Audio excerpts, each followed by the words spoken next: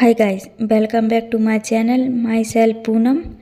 आज की वीडियो में हमारा टॉपिक है एमनोरिया कि मासिक धर्म का रुकना क्या होता है, रजोरोध क्या रहता है। इसके बारे में हम आज की वीडियो में पढ़ेंगे कि ये किन कारणों की वजह से बंद होता है, इसके क्या कॉजेस रहते हैं, इसकी क्या डायग्नो एवेल्युएशन रहता है और इसका क्या मेडिकल मैनेजमेंट रहता है। तो इन सब के बारे में हम पढ़ेंगे आज की वीडियो में। तो सबसे पहले हम पढ़ेंगे एमनोरिया की डेफिनेशन। तो फर्स्ट डेफिनेशन है हमारी, amenorrhoea is a term describing the absence of a women menstrual period during the age when the women is reproductive. तो एमनोरिया वह प्रक्रिया है जिसमें जो लड़की रहती है उसकी एज क्या रहती है, 16 ये रहती है उसकी, 14 से 16 तक। उसमें क्या रहता है, उसका पीरियड नहीं आता है। और वो एज कौन सी रहती है, उसकी रिप्रोडक्टिव एज रहती है। तो इस एज में पीरियड नहीं आता, उसको एमनोरिया बोलते हैं। नेक्स्ट हमारी डेफिनेशन है, it is the absence of the monthly flow of blood and discharge of mucus tissue from the uterus through the vagina. तो इसमें क्या रहता है कि किसी लड़की में किसी कारणवश क्या पीरियड नहीं आता है, या फिर एक बार आने के बाद फिर उसका पीरियड आना रुक जाता है, तो इसको क्या एमनोरिया कहते हैं। और इसको ही हम क्या कहते हैं, फिजियोलॉजिकल एमनोरिया भी कहते हैं। तो ये हमारी थी डेफिनेशन। सीधा सा मतलब इनका कि किसी भी लड़की का पीरियड रुक जाना, उसकी पीरियड होने की एज रहती है 12 से 15 साल, उस एज में नहीं आ रहा है उसका पीरियड, तो ये एमनोरिया कहलाता है। चलिए नेक्स्ट हमारा मेन पॉइंट है, नोट डाल के हमने लिखा है, pregnancy and lactation can cause amenorrhoea. या फिर कोई लड़की है, उसने क्या प्रेगनेंसी कंसीव कर ली है, उसकी वजह से भी उसके पीरियड रुक जाते हैं। या फिर लैक्टेशन मतलब कि कोई स्तनपान कराती है, ब्रेस्ट फीडिंग कराती है, तो उसकी वजह से भी क्या रहता है कि पीरियड रुक जाते हैं। तो ये तो हमारी डेफिनेशन हो गई है। चलिए अब आगे बढ़ेंगे हम टाइप्स ऑफ एमनोरिया कि ये कितने प्रकार का रहता है। तो पहला है हमारा फिजियोलॉजिकल, नेक्स्ट सेकंड है हमारा पैथोलॉजिकल। ये दो इसके टाइप्स हैं।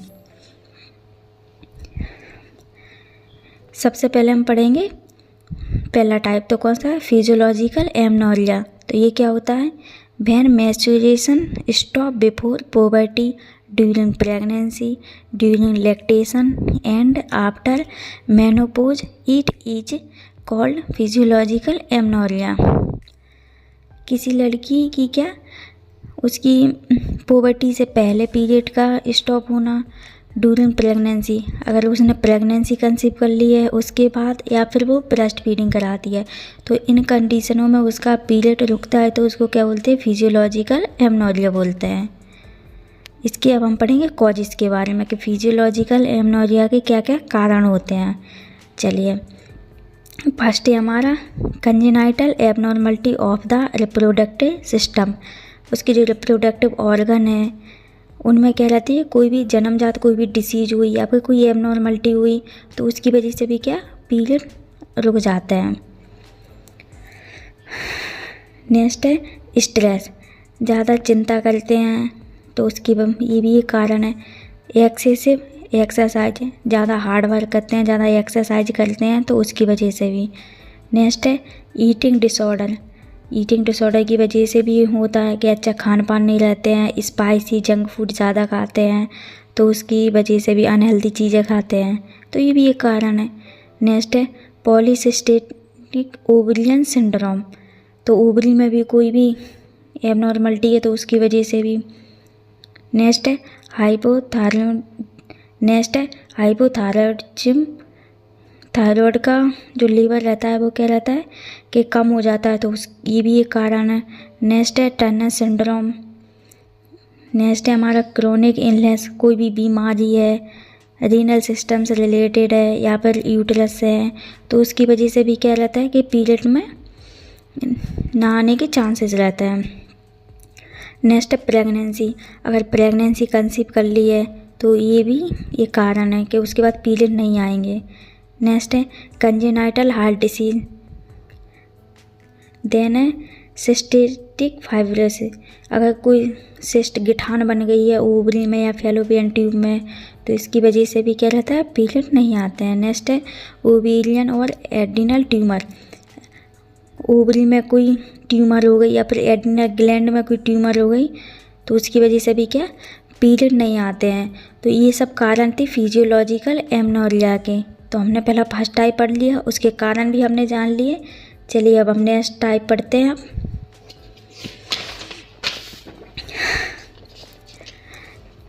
नेक्स्ट है पैथोलॉजिकल एमनोरिया। तो ये क्या होता है, चलिए इसके बारे में हम पढ़ते हैं। Amenorrhoea caused by a physical disease in a women is called pathological amenorrhoea. तो जो पैथोलॉजिकल एमनोरिया होता है वो क्या रहता है कि फिजिकल उसको कोई डिसीज है, उसकी वजह से उसको पीरियड नहीं आ रहे हैं, तो उसको हम क्या पैथोलॉजिकल एमनोरिया बोलते हैं। इसकी भी टाइप्स होते हैं, इट हैज़ 2 टाइप्स, इसके भी क्या 2 टाइप्स रहते हैं। तो पहला है प्राइमरी एमनोरिया, सेकंड है सेकेंडरी एमनोरिया। तो सबसे पहले हम पढ़ेंगे प्राइमरी एमनोरिया क्या होता है, उसके बारे में हम जानेंगे।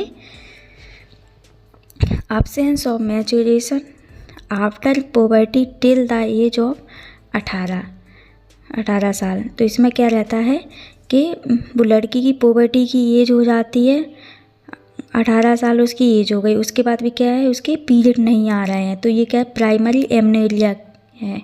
सेकंड एमनोरिया में पढ़ेंगे हम stopping of maturation of a period of 6 month और more after maturation occur on a at puberty. तो सेकेंडरी एमनोरिया में क्या रहता है कि इसमें उसका पीरियड एक बार आ गया है, उसके बाद उसका पीरियड नहीं आ रहा है, या फिर उसका 6 महीने तक नहीं आया उसका पीरियड, या फिर उससे अधिक समय तक उसका पीरियड नहीं आ रहा है। तो ये थे पैथोलॉजिकल के टाइप्स।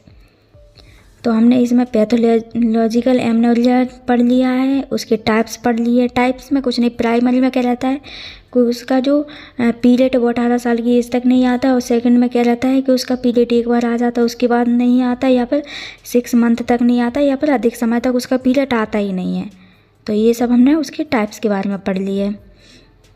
नेक्स्ट अब हम पढ़ेंगे इसके कॉज के बारे में कि इसके क्या कारण रहते हैं। तो पहला है ब्रेस्ट फीड। नेक्स्ट है इमोशनली स्ट्रेस, उसको अंदर ही कोई चिंता लगी है, स्ट्रेस है, तो उसकी वजह से भी। नेक्स्ट है माल न्यूट्रिशन, प्रॉपर उसको न्यूट्रिएंट्स नहीं मिल रहे हैं। नेक्स्ट है पिट्यूटरी, ओवेरियन और एडिनल ट्यूमर, अगर जो पिट्यूटरी ग्लैंड रहती है इन सबको कंट्रोल करती है, अगर उसमें ट्यूमर हो गई या फिर ओवरी में ट्यूमर हो गई या फिर एडिनल ग्लैंड में ट्यूमर हो गई तो उसकी वजह से भी क्या पीरियड नहीं आते हैं। नेक्स्ट है डिप्रेशन, पर्सन ज़्यादा डिप्रेस रह रहा है तो उसकी वजह से भी नहीं। प्रेगनेंसी कंसीव कर ले तो उसकी वजह से भी नहीं। हाइपर थायराइड, अगर TSH उसका लेवल बढ़ा था तो उसकी वजह से भी नहीं, थायराइड से रिलेटेड कोई बीमारी है। नेक्स्ट है हाइपोथर्मिया, अगर उसका टेम्परेचर वो कम रहता है तो उसकी वजह से भी ये भी चांसेस रहते हैं कि पीरियड नहीं आते इसकी वजह से। नेक्स्ट है रैपिड वेट गेन और लॉस, एकदम से वज़न बढ़ रहा है या फिर वज़न कम हो रहा है तो ये भी एक कारण है। नेक्स्ट है कीमोथेरेपी और रेडियोथेरेपी, अगर कोई लड़की है उसकी क्या कीमोथेरेपी चल रही हैं और यहाँ पर रेडियोथेरेपी चल रही है तो उसकी वजह से भी क्या पीरियड रुक जाते हैं। नेक्स्ट है किडनी फेलियर, अगर किडनी प्रॉपर काम नहीं कर रही हैं तो ये भी किडनी फेल है। कोलिटिस भी है, तो इसकी वजह से ये सब क्या उसके कारण थे पैथोफिजियोलॉजी के, इनकी वजह से क्या पीरियड नहीं आते हैं। अब हमने टाइप्स पढ़ लिए, डेफिनेशन पढ़ लिए, तो अब हम पढ़ेंगे इनका डायग्नोसिस इवैल्यूएशन कि अगर ये परेशानी हो रही है तो इसमें हम क्या क्या टेस्ट कराएं, तो उनके बारे में पढ़ते हैं। सबसे पहले हम हिस्ट्री टेकिंग, हम जानेंगे, हिस्ट्री लेंगे। नेक्स्ट फिजिकल एग्जामिनेशन, हम उसका पूरा फिजिकल एग्जामिनेशन करेंगे। नेक्स्ट है USG, हम उनकी अल्ट्रासाउंड कराएंगे एंड CT स्कैन कराएंगे। नेक्स्ट है serum hormone level investigation, serum जो हार्मोन है उसका क्या लेवल को पता करेंगे। नेक्स्ट है CBC कराएंगे कि कोई इन्फेक्शन वगैरह वो तो नहीं है। प्रेगनेंसी टेस्ट कराएंगे, ऐसा तो नहीं है कि वो प्रेग्नेंट हो गई जिसकी वजह से उसका पीरियड रुक गया है। नेक्स्ट है प्रोलैक्टिन लेवल। नेक्स्ट है थायराइड फंक्शन टेस्ट कराएंगे। तो ये हमारे थे डायग्नोसिस इवैल्यूएशन के हम कौन कौन से टेस्ट करा सकते हैं। तो इनके बारे में आपको समझ में आ गया होगा। नेक्स्ट अब हम पढ़ेंगे मेडिकल मैनेजमेंट ऑफ एमनोरिया का।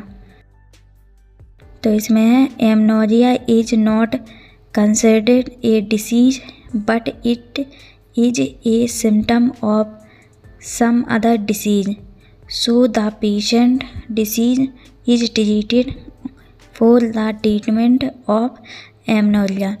तो इसमें क्या है, इसका मैनेजमेंट क्या है कि ये कोई डिसीज नहीं है लेकिन किसी डिसीज के होने का ये लक्षण है एमनोरिया।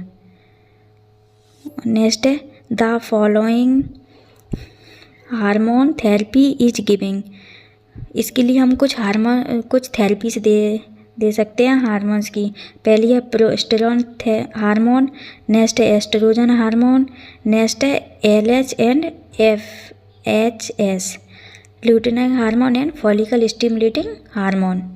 तो ये हम कुछ थेरेपीज थी जो इस कंडीशन में हम दे सकते हैं।